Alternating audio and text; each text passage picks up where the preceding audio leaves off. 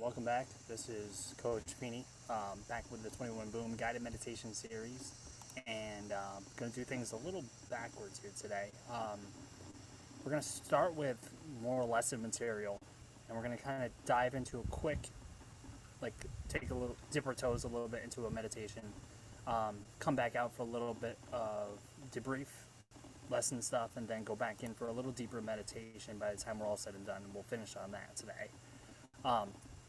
So there are deep well springs of peace and contentment living inside us all, no matter how trapped and distraught we might feel. They're just waiting to be liberated from the cage that our frantic and relentless ways of life has created for them.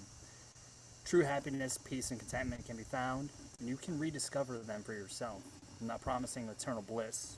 Everyone experiences periods of pain and suffering, and it's naive and dangerous to pretend otherwise. And yet, it is possible to taste an alternative to the relentless struggle that pervades much of our daily lives. You can come to a profound understanding that thoughts and feelings, including negative ones, are transient. They come and they go, and ultimately you have a choice about whether to act on them or not. Mindfulness is about observation without criticism, being compassionate with yourself. When unhappiness or stress hovers overhead, rather than taking it all personally, you learn to treat them as if they were black clouds in the sky, and to observe them with friendly curiosity as they drift past. In essence, mindfulness allows you to catch negative thought patterns before they tip you into a downward spiral. It begins the process of putting you back in control of your life. Meditation is not about accepting the unacceptable. It is about seeing the world with greater clarity so that you can take wiser and more considered action to change those things that need to be changed. Meditation helps cultivate a deep and compassionate awareness that allows you to assess your goals and find the optimum path towards realizing your deepest values. So, our quick 1-minute meditation here is, let's start by sitting erect in a straight-backed chair. And if possible, bring your back a little away from the chair, the rear of your chair, so that your spine is self-supporting. Your feet can be flat on the floor. And close your eyes. And focus your attention on your breath as it flows in and out of your body. Stay in touch with the different sensations of each in-breath and each out-breath. Observe the breath without looking for anything special to happen. There is no need to alter your breathing in any way.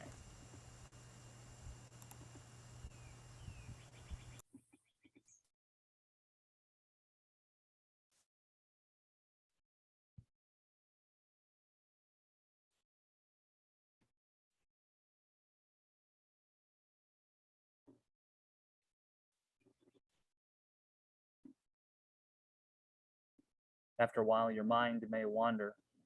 When you notice this, gently bring your attention back to your breath without giving yourself a hard time. The act of realizing that your mind has wandered and bringing your attention back without criticizing yourself is central to the practice of mindfulness meditation.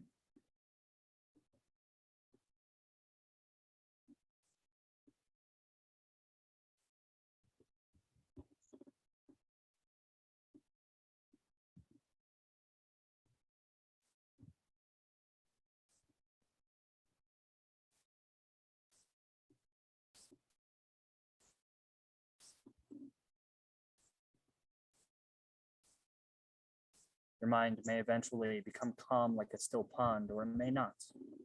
Even if you get a sense of absolute stillness, it may only be fleeting. If you feel angry or exacerbated, notice that this may be fleeting too. Whatever happens, just allow it to be as it is.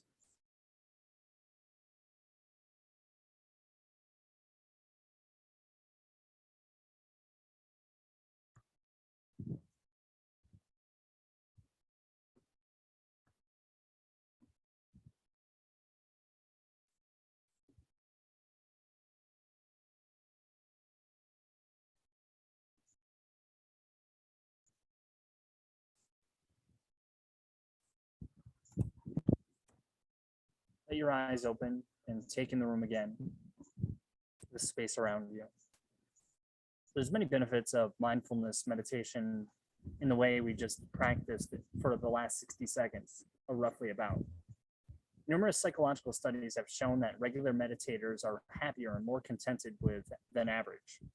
These are not just important results in themselves, but have huge medical significance. As such, positive emotions are linked to a longer and healthier life. Anxiety, depression, and irritability all decrease with regular sessions of meditation. Memory also improves, reaction times become faster, and mental and physical stamina increase. Regular meditators enjoy better and more fulfilling relationships. Studies worldwide have found that meditation reduces the key indicators of chronic stress, including hypertension. Meditation has also been found to be effective in reducing the impact of serious conditions such as chronic pain and cancer, and can even help to relieve drug and alcohol dependence. Studies have now shown that meditation bolsters the immune system and thus helps to fight off colds, flu, and other diseases.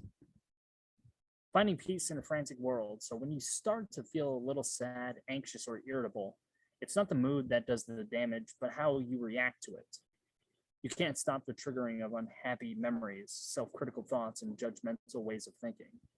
But you can stop what happens next. You can stop the spiral from feeding off itself and triggering the next cycle of negative thoughts. You can stop the cascade of destructive emotions that can end up making you unhappy, anxious, stressed, irritable, or exhausted. Mindfulness meditation teaches you to recognize memories and damaging thoughts as they arise. It reminds you that they are memories. They are like propaganda. They are not real. They are not you. You can learn to observe negative thoughts as they arise, let them stay a while, and then simply watch them evaporate before your eyes. And when this occurs, an extraordinary thing can happen. A profound sense of happiness and peace fills the void. You may be astonished by how much more happiness and joy are attainable with even tiny changes to the way you live your life. Why do we attack ourselves? Tension, unhappiness, or exhaustion aren't problems that can be solved. They are emotions. They reflect states of mind and body, and as such, they cannot be solved, only felt. Once you've felt them, that is, acknowledging their existence and let go of the tendency to explain or get rid of them, they are much more likely to vanish naturally, like the mist on a spring morning. The evidence is clear. Brooding is the problem, not the solution. So to escape the vicious circle, pure awareness transcends thinking. It allows you to step outside the chattering negative self-talk and your reactive impulses and emotions. It allows you to look at the world once again with open eyes. And when you do so, a sense of wonder and quiet contentment begins to reappear in your life. Have you ever noticed how low mood affects the body, such as the way you move? Psychologist Johannes McCalc and colleagues at the Ruhr University at Bochum used an optical motion capture system to see how depressed people differ from non-depressed people as they walk. They invited depressed and non-depressed people to their lab and asked them to walk, choosing freely how to walk and at what speed. They tracked the walkers' three-dimensional movements using over 40 small reflective markers attached to their bodies as they walked up and down. They found that the depressed volunteers walked more slowly, swinging their arms less. The upper body did not move up and down very much when they walked, but was more likely to swing from side to side instead. Finally, they found that the depressed people walked with a slumped forward-leaning posture. It is not just that such slumped posture is the result of being depressed. If you try the experiment of sitting for a minute with your shoulders slumped forward and head down, notice how you feel at the end of it. If you feel your mood has worsened, perhaps finish the experiment by shifting to a posture in which you are sitting upright, with your head and neck balanced on your shoulders, waking up to the life you have.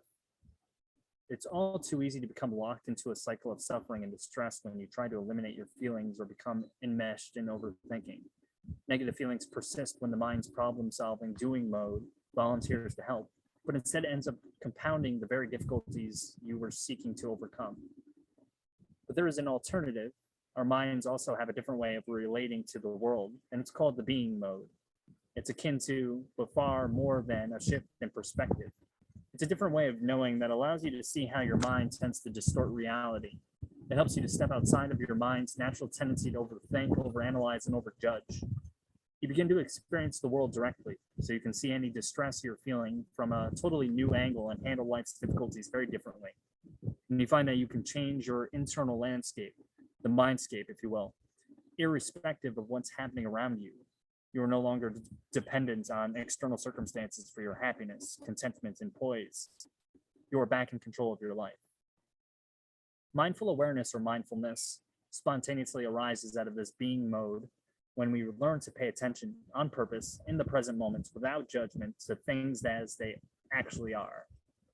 In mindfulness, we start to see the world as it is, not as we expect it to be, how we want it to be, or what we fear it might become. Doing mode is not an enemy to be defeated, but is often an ally. Doing mode only becomes a problem when it volunteers for a task that it cannot do, such as solving a troubling emotion. When this happens, it pays to shift gear into being mode. This is what mindfulness gives us, the ability to shift gears as we need to, rather than being permanently stuck in the same one. The 7 characteristics of doing and being modes of minds. So there's 7, of course. One is the automatic pilot versus conscious choice. So the first is always going to be the doing mode, and the second, the latter, is always going to be the being mode. So in this example, the doing mode is the automatic pilot, and the being mode is the conscious choice. Mindfulness brings you back again and again to full conscious awareness, a place of choice and intention. 2, analyzing versus sensing. 3, striving versus accepting. 4, seeing thoughts as solid and real versus treating them as mental events. Mindfulness teaches us that thoughts are just thoughts. They are events in the mind. They are often valuable, but they are not you or reality. They are your internal running commentary on yourself and the world. 5, avoidance versus approaching. A compassionate approach gradually dissipates the power of your negative feelings. 6, mental time travel versus remaining in the present moment. And 7, depleting versus nourishing activities. So the main meditation for today is to focus on waking up to the autopilot, mindfulness of the breath and the body. So let's start by finding a comfortable position. Either lie on a mat or a thick rug, or sit on a firm, straight-backed chair, a cushion, or a meditation stool. If you're sitting on a chair, allow your feet to be flat on the floor with your legs uncrossed and your spine straight, so that your posture supports your intention to be awake and aware. In this way, the posture is dignified and comfortable, not stiff or tensed up. If you are lying down, allow your legs to be uncrossed with your feet falling away from each other and your arms lying alongside and slightly away from your body. Now allow your eyes to close if that feels comfortable. And bring your awareness to the sensations where the body is in contact with whatever you are sitting or lying on. And spend a few moments exploring these sensations.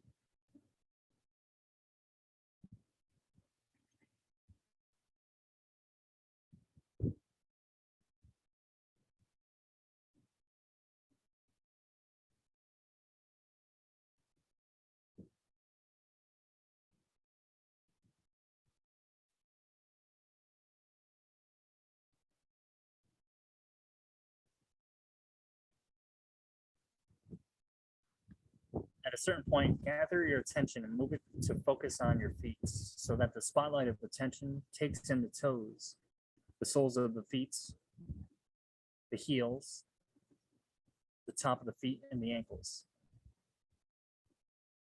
Tend to any and all of the physical sensations you can be aware of in your feet and ankles, moment by moment.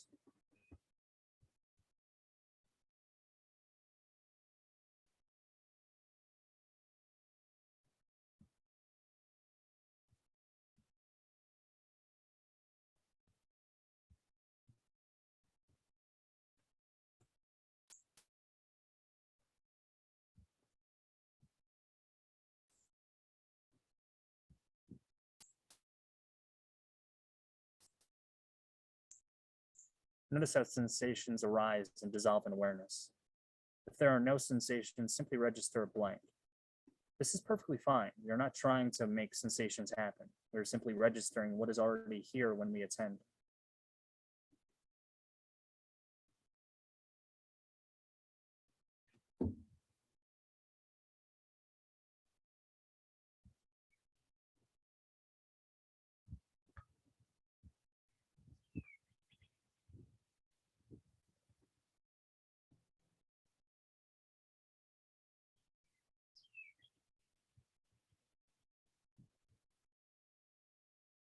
Now expand your attention to taking the lower legs, the knees, then the rest of your legs. Hold both legs center stage in awareness. Notice whatever physical sensations there may be here in the legs.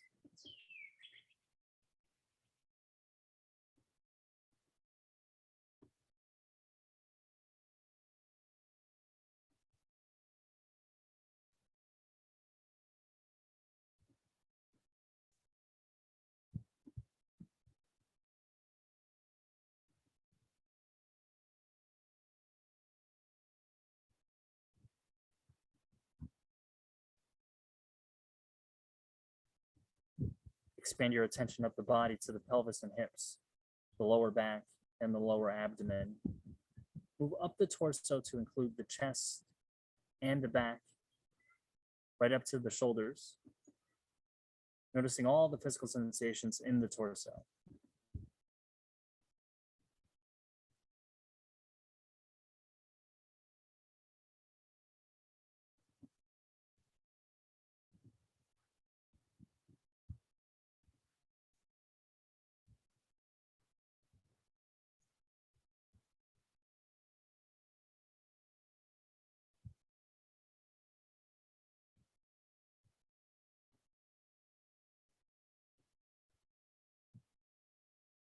Expand your attention again to include the left arm, then the right arm,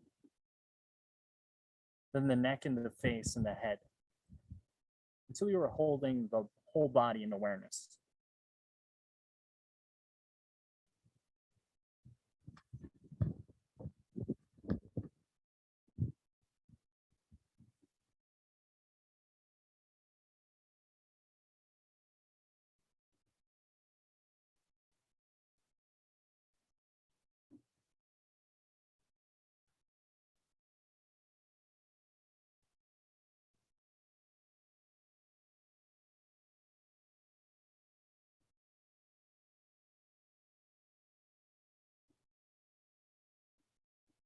See if it is possible to allow the whole body and its sensations to be just as they are. There's no need to try to control anything. As best you can, allow sensations to be just as you find them.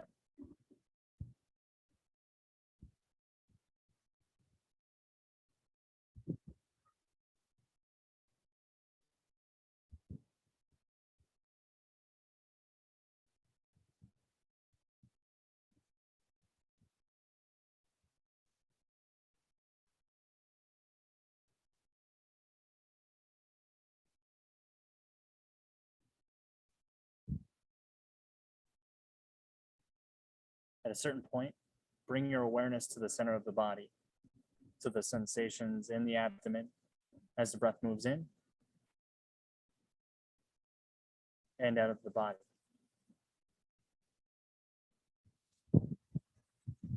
Become fully aware of the changing patterns of physical sensations in this region of the body. If you like, you can place your hand here for a few breaths and feel the abdomen rising and falling. There may be mild sensations of stretching as the abdomen gently rises with each in-breath. And there may be different sensations as the abdomen falls with each out-breath.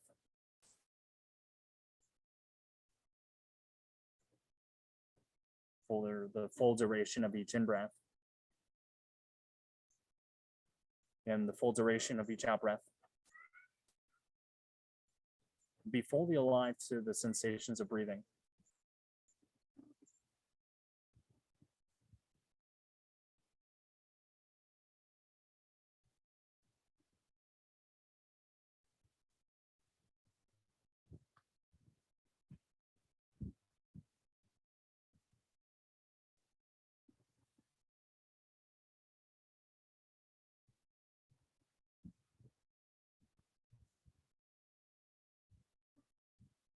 There's no need to try to control the breath in any way at all. Simply let the breath breathe itself. Focus on the physical sensations, breath by breath, and moment by moment.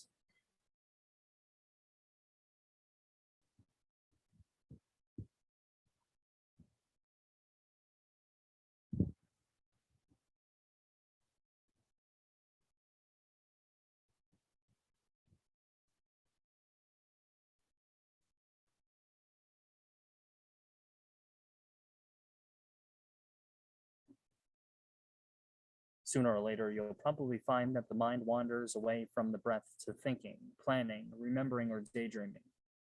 When this happens and you notice that your attention is no longer on the breath, there is no need to judge yourself or criticize yourself in any way, and no need to rush back to the breath. Instead, taking your time, allow yourself to register where the mind has wandered to. Then, when you're ready, very gently but firmly bring your attention back to the breath.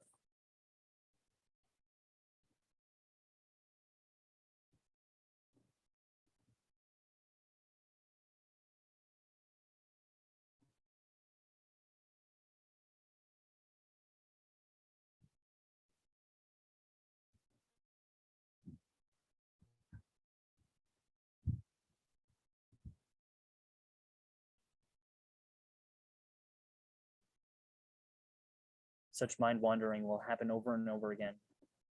Each time, remember that the aim is simply to notice where the mind has been, then to gently escort your attention back to the breath, seeing the mind wandering as a chance to cultivate patience and compassion as you bring the attention back. Remind yourself that noticing that the mind has gone and bringing it back again and again and again is the meditation. This is the practice.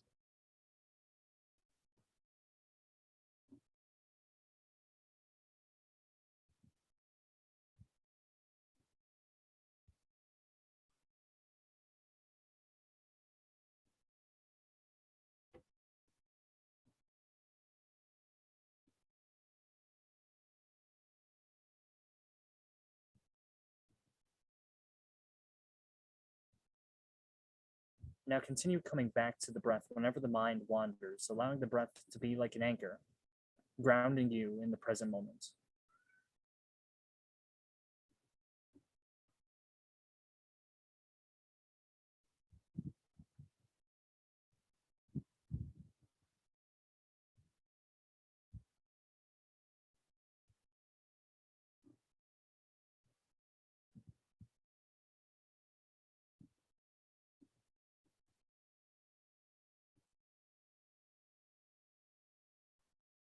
Remember that the breath is always available to you to help bring you back into the present moment.